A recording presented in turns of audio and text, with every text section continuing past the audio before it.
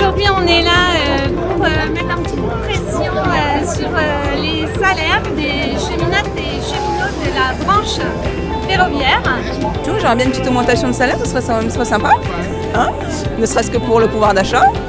Donc, ayant plusieurs enfants, donc j'aimerais bien leur faire plaisir un petit peu aussi. Donc voilà, éviter de tirer sur la corde à chaque fin de mois, de me dire qu'est-ce que je peux acheter, qu'est-ce que je peux pas acheter.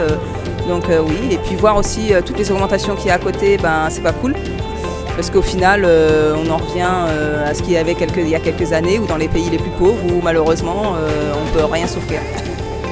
On voit qu'effectivement, de toute façon, cette rentrée sociale, elle est marquée avec une urgence qui est celle des salaires.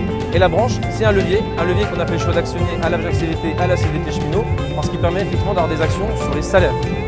On voit qu'effectivement, aujourd'hui, il y a des mesures qui ont été obtenues. Elles ne sont pas à la hauteur de ce qu'on revendiquait.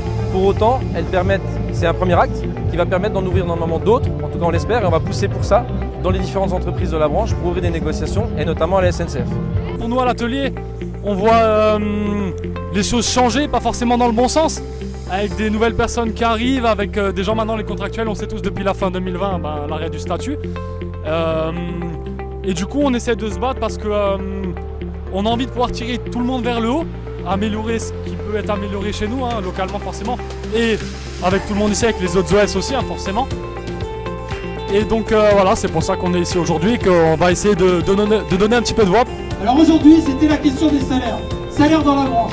Ce qu'on fait ici, ça aura une répercussion dans les entreprises. Et je vous le dis tout net, ce qu'on est allé chercher aujourd'hui, effectivement, ça a été dit par les uns et par les autres, ça n'est pas suffisant.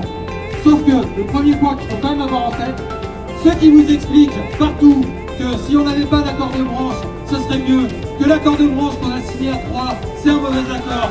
Et bien si on n'avait pas cet accord, on n'aurait même pas eu aujourd'hui cette négociation. Donc ce qui est sur la table aujourd'hui, c'est grâce à cet accord, c'est grâce à l'engagement de nos organisations syndicales. Et ça, il faut le redire partout.